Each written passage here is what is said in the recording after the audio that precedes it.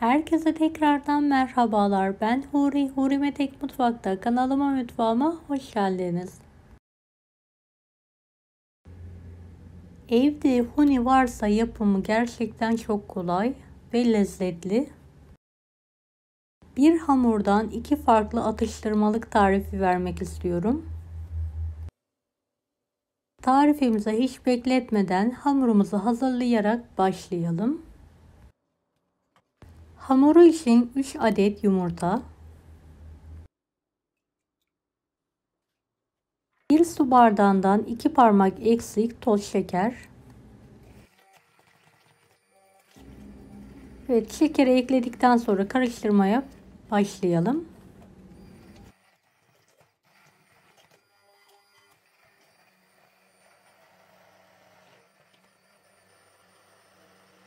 Bir yemek kaşığı sıvı yağ,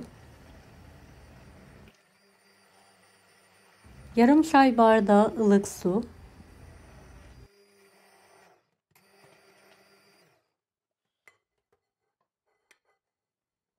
1,5 su bardağı un,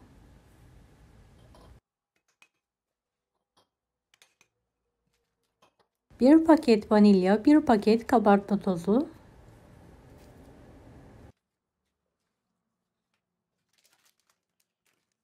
yarım paket kakao,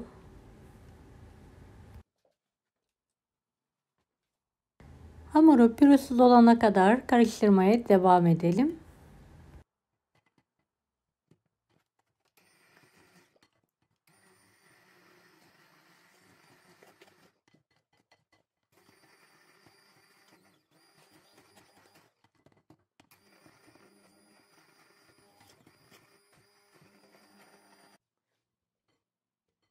Evet, kıvamı bu şekilde olmalı.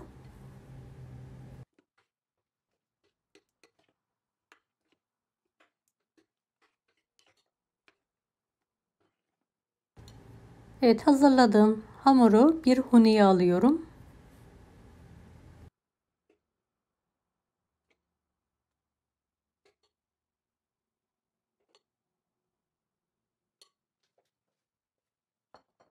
Krep tavamızı önceden ısıtalım. Şöyle 1-2 damla yağ ile her tarafına gelecek şekilde yağlayalım ilk aşamada.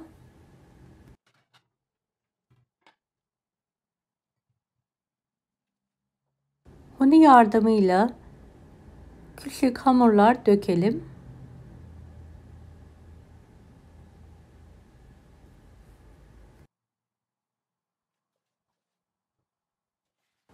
Orta ateşte pişirmeye bırakalım. Evet, üzeri göz göz olunca bir spatula yardımıyla ters çevirelim.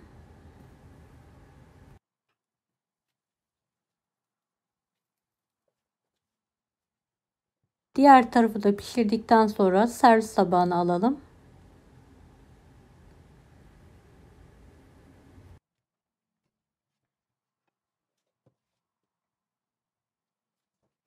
Evet, bir yandan hamurlar pişerken diğer taraftan da yeni hamurumuzu dökebiliriz.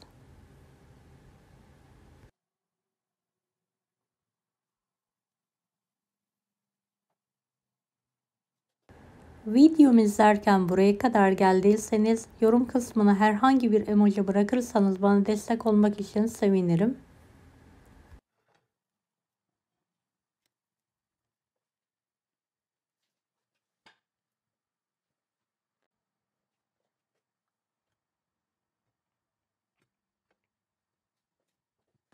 Evet, hamurlarımız bitene kadar aynı işlemi yapmaya devam edelim.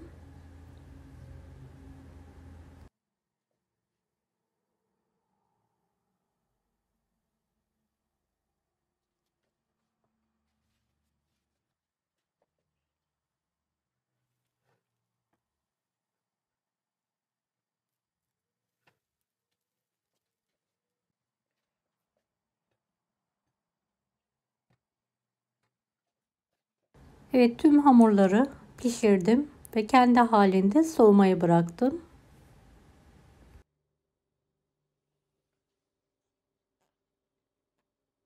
Arası için beyaz çikolata kullanıyorum. Bir parça çikolatayı küçük parçalar halinde keserek cam bir kasenin içine alıyorum.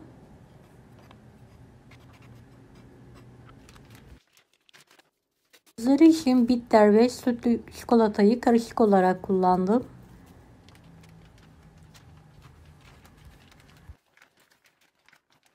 Evet, kiloluk çikolatalarım vardı. Bir parça kopartarak ayırdım.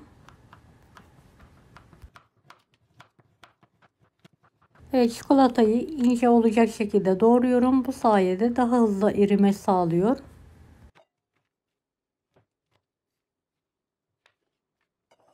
Bir kabın içine alıyorum.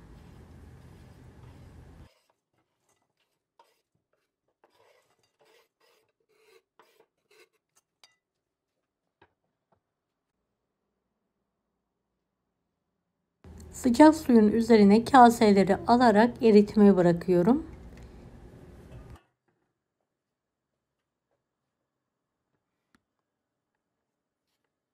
Evet, hamurlarımı bir su bardağı yardımıyla yuvarlak şekilde kesiyorum.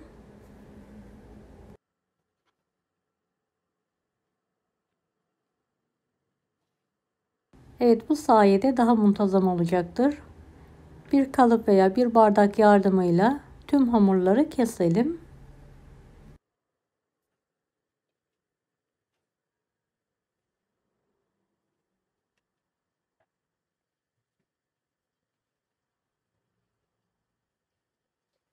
Çikolatayı eritirken dikkat edelim. İçine bir damla dahi su veya buhar gelmemesi için.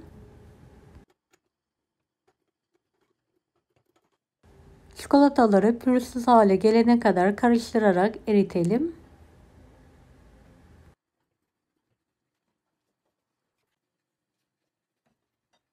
Evet, bu kıvamda erimesi yeterli olacaktır. Altını kapatarak kenara alıyorum.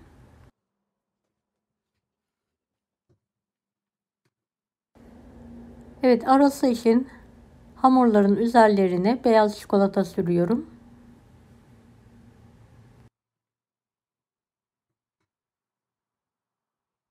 Dilerseniz daha farklı malzemeler de kullanabilirsiniz. Ev yapımı krema, krem şanti veya marmelat tarzı malzemeler de kullanabilirsiniz.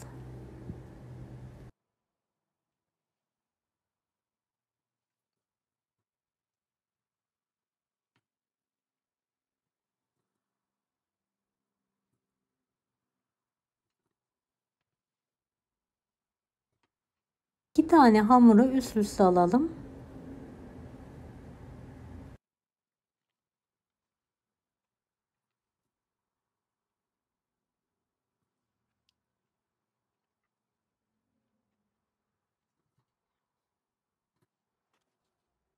Biraz buzdolabına kaldırarak arasındaki çikolatanın donmasını bekleyelim.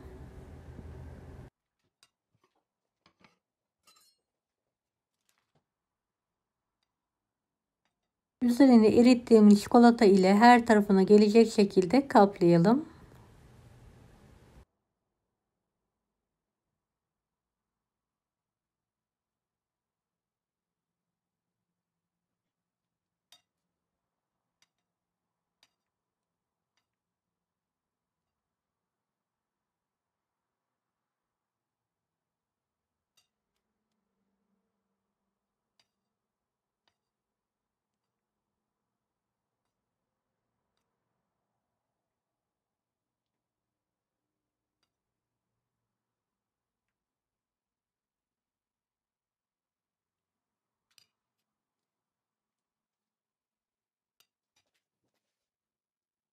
Evet, tüm hamurları aynı yöntemle çikolata ile kaplamaya devam edelim.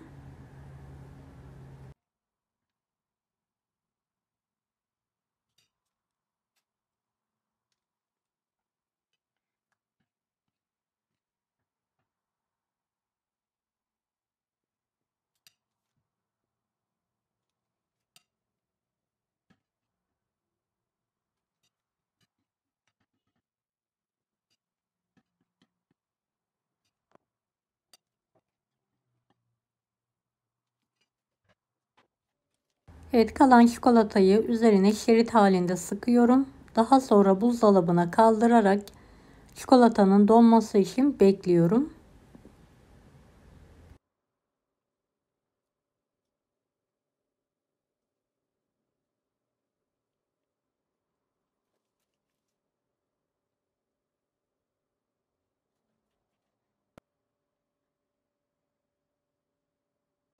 Çikolatası donduktan sonra servis tabağına alarak yemeğe ve ikrama hazırlayabilirsiniz artık. Bir tanesini keserek işini de göstermek istiyorum.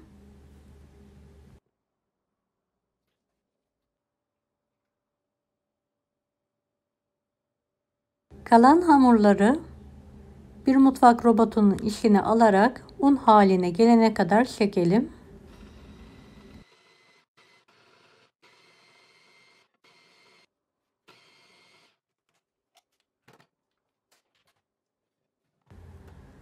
Evet, geniş bir kabın içine alalım.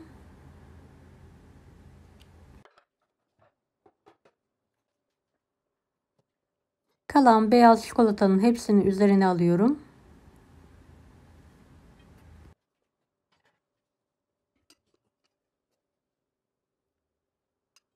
Ara ara sütlü çikolatadan dökerek toparlanana kadar elimle yoğuruyorum.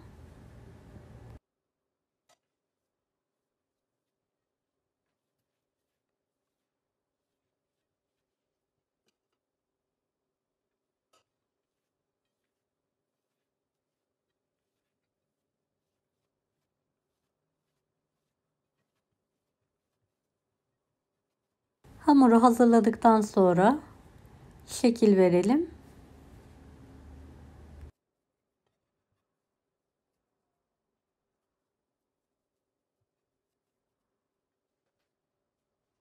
Üzerlerini çikolata ile kaplayalım.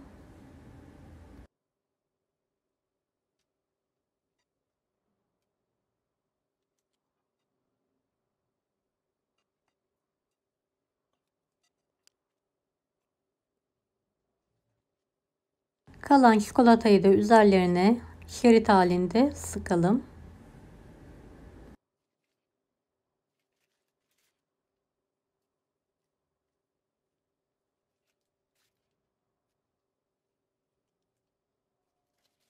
Evet, atıştırmalıklarımız artık yemeğe ve ikrama hazır. Deneyecek olanlara şimdiden kolaylıklar dilerim. Kanalıma ücretsiz abone olmayı unutmayın. Bir dahaki videolarda görüşmek üzere. Allah'a emanet olun. Hoşça kalın. Daha farklı tarifler için bunlara da